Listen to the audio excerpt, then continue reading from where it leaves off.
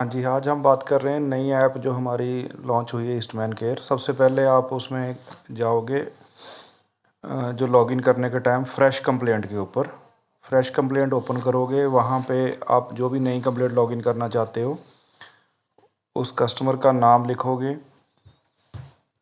नाम लिखने के बाद उसका एड्रेस सारा, एड्रेस के बाद कस्टमर कैटेगरी में जाके कस्टमर सेलेक्ट होगा।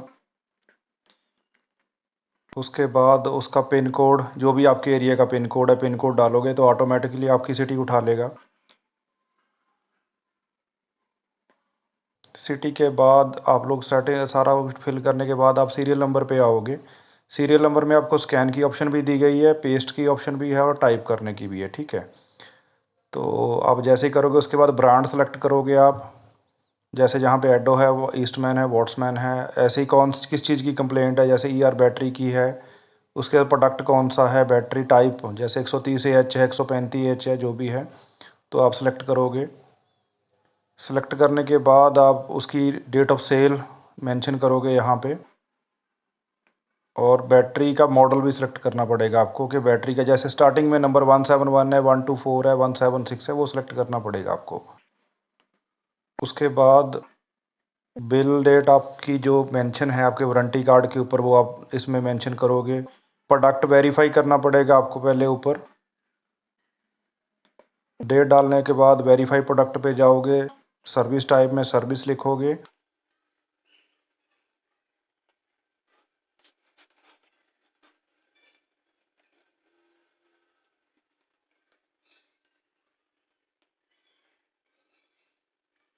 सारी चीज़ें ध्यान से भरनी है आपने, कोई भी आप गलती ना करें क्योंकि इसमें करेक्शन का कोई भी प्रोविज़न नहीं दिया गया है।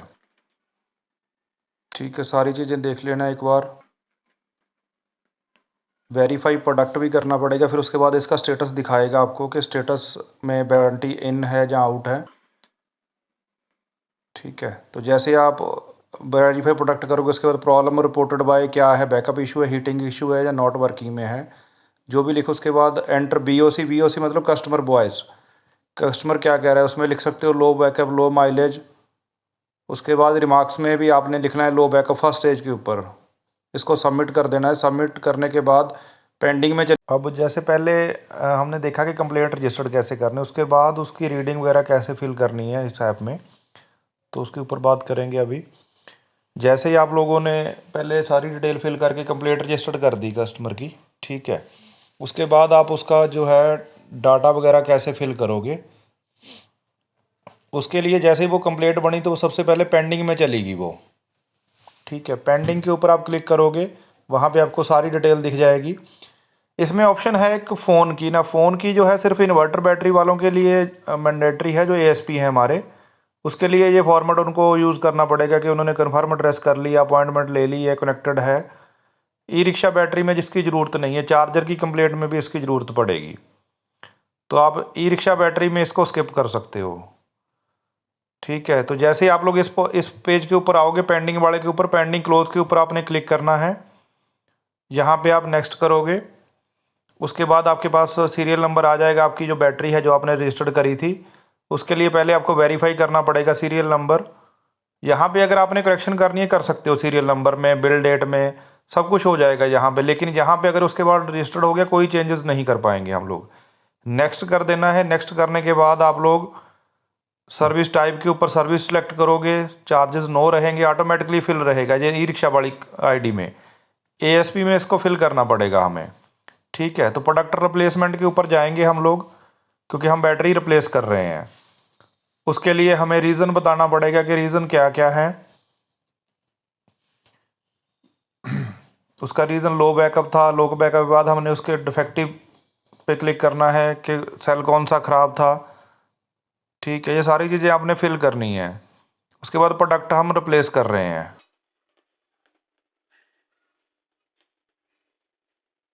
इसमें भी कुछ एरर हैं, वो हम जैसे जैसे अपडेशन आती जाएंगी क्लियर करते जाएंगे।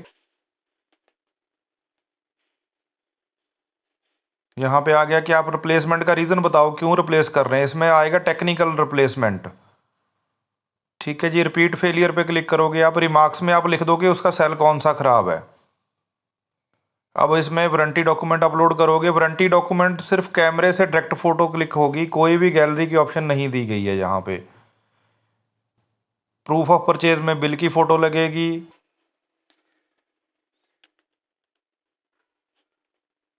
कोई भी गैलरी की ऑप्शन नहीं दी गई है फ़िलहाल इसमें। एक इसमें छोटा सा एरर है कि अभी फ़ोटो मतलब पूरी नहीं लग पा रही, तो अभी उसमें भी काम चल रहा है, वो अपडेट हो जाएगा थोड़ा, कि पूरे बिल की फ़ोटो लगानी थोड़ी मुश्किल हो रही है, तो वो अपडेट आ जाएगा अभी इसका। उसके बाद वारंटी कार्ड की फ़ोटो लगेगी।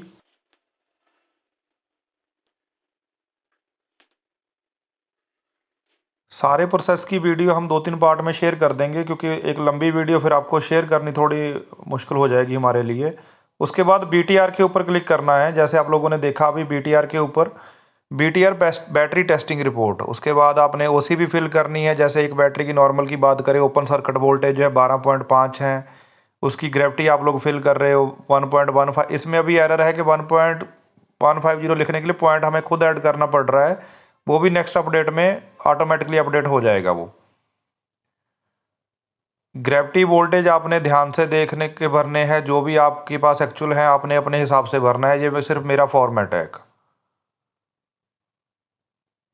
तो नेक्स्ट कर देना है। नेक्स्ट के बाद आफ्टर चार्जिंग आएगा कि आफ्टर चार्जिंग में कितने हैं। अभी इसमें कुछ रीडिंग जो है फिक्स लिमिटेड है, जो आप उसके हिसाब से कर देना। टोटल चार्जिंग जैसे अभी 10 आ रही डल रहे हैं, अभी 15 डालो नहीं डलेंगे, 10 ही डलेंगे। अभी इसमें कुछ एरर हैं, वो अपडेट जैसे ही आएगा वो क्लियर हो जाएंगे सारे। TOC के टॉप ऑफ चार्जिंग बैटरी कहाँ तक चार्ज होती है वो आप लोगों ने, जैसे 15 वोल्ट, 15.5, 16 वोल्ट तक जाती है बैटरी, वो उसका ध्यान रखना है आपने ना। ये जहाँ पे OC भी मेरे से गलत डल गई थी, आप लोगों ने ध्यान रखना है। इसका 2.80 आएगा, ना कि 1.280 आएगा, वो उसका ध्यान रखना आपने, मेरी वो मिस्टेक है एक। सारी रीडिंग आप लोगों ने बड़े ध्यान से भरनी है, कोई भी करेक्शन हमारे एंड से नहीं होगी। सिंपली आपको रीज़न आ जाएगा कि रॉन्ग डाटा फिल और कंप्लेंट रिजेक्टेड, और आपको री लॉगिन करनी पड़ेगी, फिर री अप्रूव के लिए उसका डालना पड़ेगा। ये सारा लोड यूज़ 400 वाट, बैकअप टाइम कितना आया, सारा लिख दिया। अब ये पेंडिंग के ऊपर क्लिक करना पड़ेगा। हम पेंडिंग के लिए इसलिए क्योंकि हम टोकन रिक्वेस्ट के लिए रिक्वेस्ट कर रहे हैं। यहाँ पे रिमार्क्स में लिखना पड़ेगा आपको सेल नंबर कौन सा शॉर्ट है। नेक्स्ट एक वीडियो आएगी जिसमें आप इसको क्लोज़ कैसे करोगे, वो भी मैं थोड़ी देर में डाल देता हूँ। ठीक है, ये सारा प्रोसेस है कंप्लेंट लॉगिन करने का और डाटा फिल करने का। ये ऑटोमेटिकली लॉगिन हो गई है और ये अभी अप्रूवल के लिए चली जाएगी। ठीक है जी, पेंडिंग कॉल से हट गई है और ये अभी अप्रूवल पेंडिंग में चली गई है। अब इसका टोकन आएगा, टोकन को कैसे क्लोज़ करना है उसके ऊपर हम लोग नेक्स्ट वीडियो में बात कर रहे हैं। वीडियो में हम बात करेंगे जो ऐप हमारी कंप्लेंट अप्रूव हो चुकी है उसको क्लोज़ कैसे करना है, उसके ऊपर बात करेंगे अभी। तो जैसे ही वो पहले अप्रूवल पेंडिंग में थी, वहाँ से निकल चुकी है, कंप्लेंट अप्रूव हो चुकी है, उसके बाद ये रिप्लेस FOC में जाएगी। रिप्लेस FOC में क्लिक करोगे तो आपको डाटा मिल जाएगा सारा, आपकी कंप्लेंट नंबर और बैटरी नंबर। रिप्लेस FOC में नीचे लिखा हुआ है फॉरवर्ड टू पे आप क्लिक करोगे, वहाँ पे आपको 3 ऑप्शन मिलेंगी। फर्स्ट है कंसाइनमेंट, सेकंड है सेल्स और थर्ड है डीलर। हमने कंसाइनमेंट के ऊपर तब क्लिक करना है जब हमारे पास कंपनी का सर्विस स्टॉक पड़ा है, तो उस पर क्लिक करोगे तो आपके पास जो सर्विस स्टॉक पड़ा है कंपनी का उससे आप रिप्लेस कर सकते हो। सेकंड ऑप्शन है सेल्स के आपका सेल्फ स्टॉक। अगर कोई बैटरी आप अपने सेल्फ स्टॉक से विद अप्रूवल चेंज कर रहे हो, मान लो किसी के पास अप्रूवल आई है हमारी तरफ से कि आप अपना सेल्फ स्टॉक यूज़ करो, जहाँ कुछ पार्टी हैं हमारी जो अपना सेल्फ स्टॉक ही यूज़ करती हैं, तो वो सेल्स के ऊपर क्लिक करेंगे। वहाँ पे आपको बैटरी का सीरियल नंबर सर्च करना पड़ेगा और रिमार्क्स में लिखना पड़ेगा battery approve from self stock या कंपनी स्टॉक, जो भी आप रिमार्क्स में लिखोगे। डीलर्स की ऑप्शन है, उसके लिए आप फिलहाल स्किप कर सकते हो। डीलर की ऑप्शन जो है वो पहले आप डीलर के स्टॉक से रिप्लेस होगी बैटरी, फिर वेयर हाउस जाएगी, वहाँ से सेटलमेंट होगा, वहाँ का से उसका नंबर जो है डीलर एंड से अपडेट करना पड़ेगा, उसको आप स्किप कर सकते हो। सिर्फ 2 ही आप यूज़ करो। फर्स्ट कंसाइनमेंट जो सर्विस स्टॉक पड़ा है, सेल्स जो आपका सर्विस स्टॉक है, उसके बीच में से जो आपके पास बैटरी आपने रिप्लेस करनी है उसकी सारी डिटेल आ जाएगी। उसके ऊपर क्लिक करके आप उसको ओके करके वेरीफाई सीरियल नंबर करके उसको आप डन कर सकते हो, जो भी आपका रिप्लेसमेंट नंबर आपके पास है।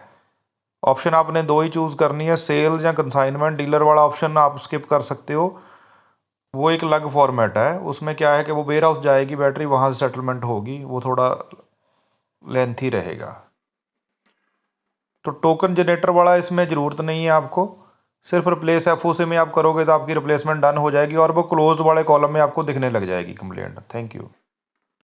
अब सारा कुछ करने के बाद सेटलमेंट भी कर दी हमने, रिप्लेसमेंट भी कर दी, उसके बाद ऑप्शन आती है स्टॉक जो है इन आउट, वो सारा अब आपकी ऐप से ही होगा। तो उसके लिए हमें जो है ऐप के ऊपर जो थर्ड तीन आइकन बने हो, तीन डॉट बने, वहाँ पे क्लिक करना है। तो वहाँ पे जैसे ही आप क्लिक करोगे आपके पास ऑप्शंस आएंगी। उस ऑप्शन में आपने जैसे फर्स्ट ऑप्शन आएगी आपके पास इन्वेंट्री मैनेजमेंट डिफेक्टिव चालान, तो इसके ऊपर आपने क्लिक करना है। क्रिएट पीओ के ऊपर आप क्लिक करोगे, जो भी आपने सामान मंगवाना है, जैसे पहले आप हमें फ़ोन करते थे या मैसेज करते थे, उसकी ज़रूरत नहीं पड़ेगी। आप यहाँ पे सिलेक्ट करोगे आपने के पास किस चीज़ की रिक्वायरमेंट है, उसका आप प्रोडक्ट सेलेक्ट करोगे, कितनी क्वांटिटी आपने सेलेक्ट करनी है, वो ऑटोमेटिकली हमारे वेयर हाउस में चला जाएगा। तो उसी हिसाब से आपको मटेरियल वहाँ से डिस्पैच हो जाएगा, जो भी आपका स्टॉक लिमिट होगा उसके हिसाब से। जैसे अभी यहाँ पे हमने सर्च करा 124 कॉर्ड की बैटरी है और 130 एच की हमने सर्च करी, इसकी कितनी क्वांटिटी आपको चाहिए, तो वो आप यहाँ पे सेलेक्ट करोगे। ये क्वांटिटी लिखा हुआ आ गया, जैसे आपके यहाँ 5 करोगे, 4 करोगे, 10 करोगे, अपने हिसाब से और प्रोडक्ट ऐड कर सकते हो इसमें। इसका पीओ लगा दोगे तो हमारे वेयर हाउस में चला जाएगा, वहाँ से बैटरी डिस्पैच हो जाएगी। इसके बाद डिफेक्टिव का भी ऐसे ही लगाना है आपने। जो डिफेक्टिव आप यहाँ से डिस्पैच करोगे उसके लिए पहले आपको सेलेक्ट करना पड़ेगा कि आपके पास पार्ट है या आपके पास पूरा, जैसे बैटरी के लिए पूरा करना पड़ेगा आपको कि प्रोडक्ट है ना।